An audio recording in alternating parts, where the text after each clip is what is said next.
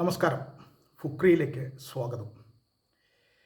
മലയാളി താരം സഞ്ജു സാംസനെ സംബന്ധിച്ചിടത്തോളം ഒരു സന്തോഷ വാർത്ത ഉടൻ തന്നെ പുറത്തു വരും എന്നാണ് മാധ്യമങ്ങൾ റിപ്പോർട്ട് ചെയ്യുന്നത്. അതായത് സഞ്ജുവിനെ ഇന്ത്യയുടെ ഏകദിന ടീമിലേക്ക് പരിഗണിക്കുന്നു. കോച്ച് ഗൗതം ഗംഭീർ അടുത്ത വർഷം നടക്കുന്ന ലോകകപ്പിന് മുന്നോടിയായി ഏകദിന ടീമിനെ ഉടച്ചു വാർക്കുകയും അതിലേക്ക് സഞ്ജു സാംസൺ വരികയും ചെയ്യും എന്നാണ് വാർത്തകൾ. ഇത് റിപ്പോർട്ടുകളാണ്, പത്രങ്ങളിൽ വരുന്ന റിപ്പോർട്ടുകളാണ്. പക്ഷെ അത് ഏതാണ്ട് വിശ്വസനീയമാണ് എന്നാണ് കരുതേണ്ടത്. കാരണം നിലവിൽ 2020 ലോകകപ്പ് ഇന്ത്യ നേടുന്നതിന് പ്രധാനപ്പെട്ട കാരണം സഞ്ജു സാംസൺ ആയിരുന്നു.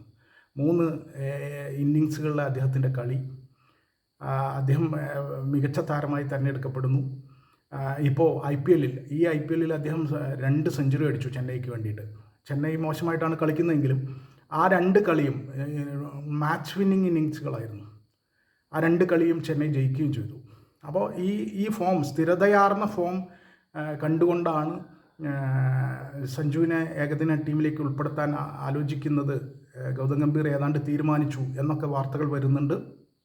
അതിന് മുന്നോടിയായി ജൂണിലാണ് അടുത്ത ഇന്ത്യയുടെ ഏകദിന പരമ്പര വരുന്നത്. അഫ്ഗാനിസ്ഥാനെതിരെയാണ് ആ പരമ്പര. അതിൽ സഞ്ജുവിനെ ഉൾപ്പെടുത്തും.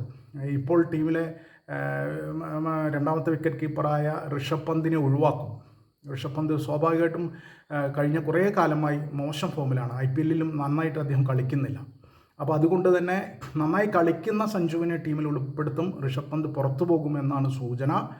അങ്ങനെയാണെങ്കിൽ അഫ്ഗാനിസ്ഥാനെതിരെ നന്നായി പെർഫോം കളിക്കാൻ പറ്റിയാൽ തീർച്ചയായിട്ടും പിന്നീട് അങ്ങോട്ടുള്ള ഏകദിന മത്സരങ്ങളിലും അടുത്ത 2027 ലോകകപ്പിലും ഏകദിന ലോകകപ്പിലും സഞ്ജുവിനെ നമുക്ക് കാണാനാകും.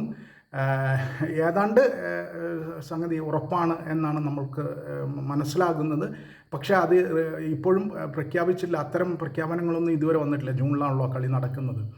ഇത്തരം അഭ്യൂഹങ്ങൾ അല്ലെങ്കിൽ റിപ്പോർട്ടുകൾ പുറത്തു വരുന്നുണ്ട്. എന്തായാലും സഞ്ജുവിന് അങ്ങനെ ഒരു അവസരം കിട്ടുകയാണെങ്കിൽ അതൊരു വലിയ അവസരമാണ്. 2027 ലോകകപ്പ് കളിക്കാനും ഇന്ത്യക്ക് വേണ്ടി ലോകകപ്പ് നേടിക്കൊടുക്കാനും കഴിയുന്ന ഒരു സാഹചര്യം അങ്ങനെ വരുമ്പോൾ സഞ്ജുവിന് മുന്നിലുണ്ടാകും. അപ്പോൾ അങ്ങനെ ആ ഒരു സാഹചര്യത്തിൽ സഞ്ജുവിന് അതൊരു വലിയ വാർത്ത തന്നെയാണത്. സഞ്ജുവിനെ സംബന്ധിച്ചിടത്തോളം അദ്ദേഹത്തിൻ്റെ കരിയറിൽ വലിയ നേട്ടങ്ങൾ ഉണ്ടാക്കാൻ കഴിയുന്ന ഒന്നായിട്ട് ആ ഏകദിന ടീമിലേക്കുള്ള അദ്ദേഹത്തിൻ്റെ വീണ്ടുമുള്ള വരവ് തീർച്ചയായിട്ടും ഉപകാരപ്പെടും. അദ്ദേഹം ഇതുവരെ 16 ഏകദിനങ്ങളാണ് കളിച്ചിട്ടുള്ളത്. 1 സെഞ്ചുറി അടിച്ചിട്ടുണ്ട്. 16 ഏകദിനത്തിൽ 1 സെഞ്ചുറി എന്ന് പറയുന്നത് മോശമല്ല. അതും പല പൊസിഷനുകളിലാണല്ലോ അദ്ദേഹം കളിക്കുന്നത്. അപ്പോൾ ഇനിയുള്ള ഒരു തിരിച്ചുവരവ് അദ്ദേഹത്തിൻ്റെ ഒരു ഗ്രാൻഡായിട്ടുള്ളൊരു തിരിച്ചുവരവാകാം എന്ന് നമുക്ക് പ്രതീക്ഷിക്കാം. ഏകദിന ടീമിലേക്ക് സഞ്ജുവിനെ കൂടി ഉൾപ്പെടുത്തുന്ന ഒരു സാഹചര്യം ഉണ്ടാകട്ടെ എന്ന് നമുക്ക് പ്രത്യാശിക്കുകയും ചെയ്യാം.